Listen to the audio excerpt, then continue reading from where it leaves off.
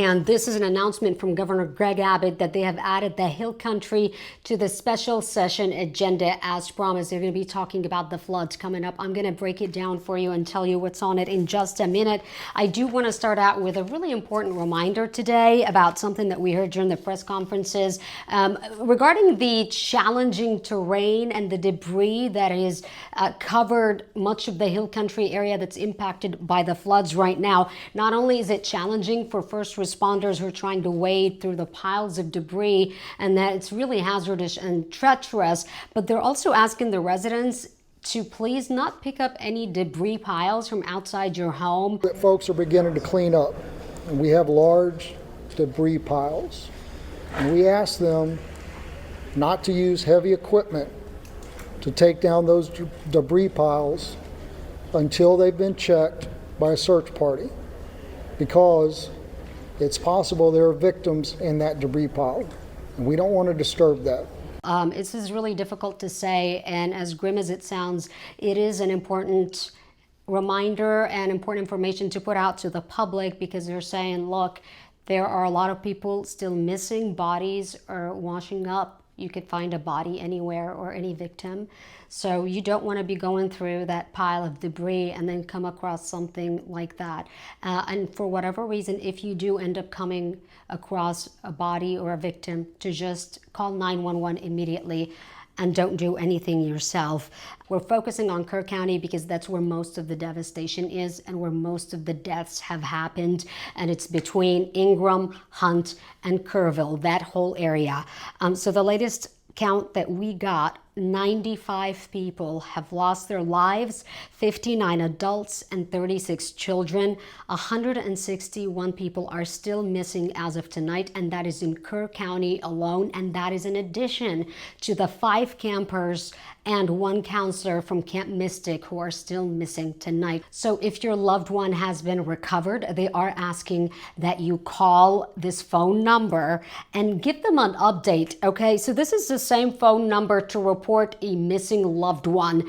Call that same number and let them know if you've recovered your family member, because they're trying to keep an accurate count right now of who is missing and who is not. This is a massive operation, and because of the number of vacationers out in that area, it can get very confusing, and no one really knows the true number of people who are missing. So please help us out by calling 830-258-1111.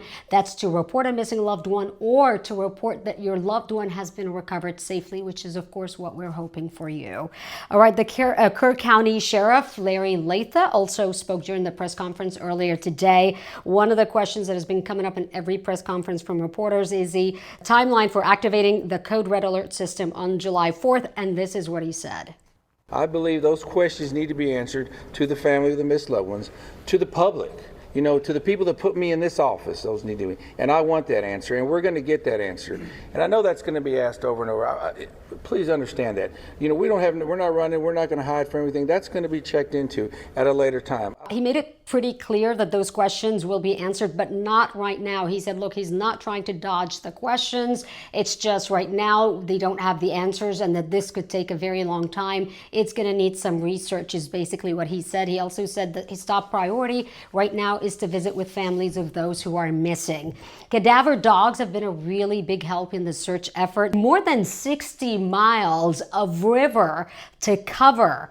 That's the area that they're searching. It is a large area. And so those cadaver dogs have been a big help, where they're scent detectors. They're able to get close enough to be able to alert them that there could be something there. And at that point, because obviously the water is very dangerous still, it can look like it's not that bad anymore, but you really don't know the undercurrent and you don't know the flow. And so as soon as the dogs get close and they smell something, that's when they stop the dogs, and then they bring in the rescue crews, and then they take the search on from there using their swift water boats and all the tactical gear that they have to really look and make sure that there's no victim, that's covered in either in the water, that's in the water still, or in those piles of debris that's out there. And they talked about that teams coming in from Tennessee, Louisiana, and Kansas to help with the search using these cadaver dogs, including even a doctor is involved in this search operation. It's quite incredible to see the amount of search that is going into this. I can tell you in my time here, 15 years, some of my colleagues who've been here 30 years, we've never seen anything like this. We've never seen anything of this capacity, this massive destruction, the amount of human loss that is involved, and the children that are involved in this. So this is very daunting, and it's a heavy task for, I can just imagine the first responders out there, how tragic it is and traumatizing to come across all those bodies, especially children. Some really important information came out today. If you live in the area, we have some help for you, okay? So I want you to listen to this, pass on the word if you have a loved one who lives in that area. Unemployment. Today, Governor Greg Abbott's announced that there's unemployment help for people who lost work because of the flooding. You can now apply for emergency unemployment benefits. Starting today, the Texas Workforce Commission is already accepting applications for you. So if you're wondering if you qualify, here's who qualifies under President Trump's major disaster declaration.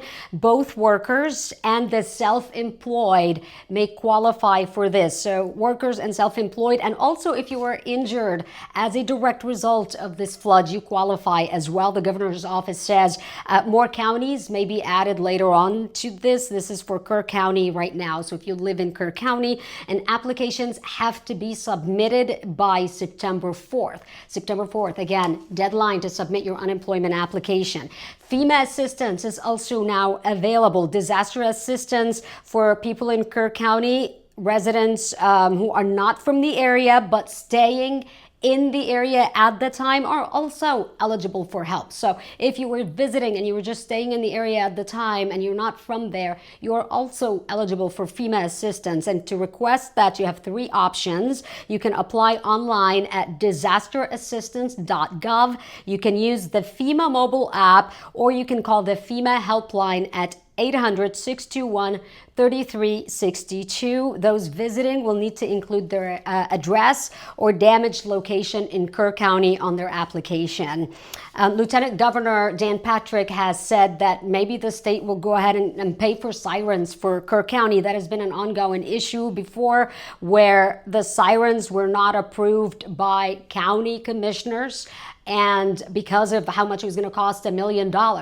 But now after this disaster, the state is saying maybe we could go ahead and cover the cost. That's something we heard from Lieutenant Governor Dan Patrick and the governor. So now that this is on the special agenda, the floods, hopefully that will be something that comes out of it. I know they're going to be talking about on that list that we got in that email that I was showing you earlier. They listed some of the things that are going to be discussed regarding the floods. And that includes flood warning systems, flood emergency communications, relief funding for the Hill Country floods, and natural disaster preparation and recovery. That special session, by the way, starts in under 2 weeks from now on July 21st. And then finally today, public access to the Guadalupe and Comal rivers opened. That area was also flooded for a while, and they already cleaned up all the debris, they said. However, if you plan to head out there, they're saying be warned, because it may not appear on the surface. The water may appear okay, but again, they don't know what's lurking in the bottom. They don't know what kind of debris is still in the bottom of that water. So I know that this area is very popular with tubers at this time of year, and it's packed with people. Please be careful if you're headed out to the water. Just remember the debris that is out there. A lot of you don't even live here. So if you're listening to this and you have friends or family coming over from other parts of Texas or other parts of the country, let them know that information as well. And also they're suggesting you wear a life vest in the water. It's just safe that way. There's so much tragedy right now, and we want to make sure everyone is safe as possible. And then before we go, another reminder to make a donation if you would like. I talked about scams earlier. You got to check out my interview with Jason Mesa from the BBB. I posted that earlier. But remember, not every site is safe. So please be careful as you're making a donation on GoFundMe. Some of those can be fake. So just double check, do your homework, go listen to the tips I talked to Jason about. Okay, so there is a community foundation fund that the city of Kerrville created. We know that is a safe one that came from the mayor, communityfoundation.net, and that money goes directly to the city and to really the entire Hill Country area that is impacted by the floods. Also here at KENS 5, under our KENS Cares program, it is our KENS Cares Flood Relief Fund that we have created, and under our parent company, Tegna. So us, along with our sister stations, have been asking for donations and support in the recovery efforts. Again, every dollar will go directly to flood victims. If you scan that QR code that you are looking at here on the screen, I'm going to put it up for you, and you go there and you just submit your donation. That money will go directly to victims. And the amazing news is, just in the last not even 48 hours, we have raised more than $168,000. So thank you so much for being so generous, everyone. The amount of people that have stepped up saying, how can I help? What can I do? And that's incredibly just heartwarming to see, and it is needed to see. And I'm sure the Hill Country appreciates it so much as people see that we are there with them and we are doing our part to at least try to uplift them, even for just a little bit. All right, be sure to stay with me for the latest update of news. Every day I'm going to try to give you a quick recap of all the major headlines of the day regarding the flooding. And if you have any questions in the meantime, or any stories or any tips, please find me, follow me on here, and email me. Actually post your comments. I'm going to be reading your comments, and let me know what they are so I can follow up with you and I can follow through with them. All right, y'all, be safe.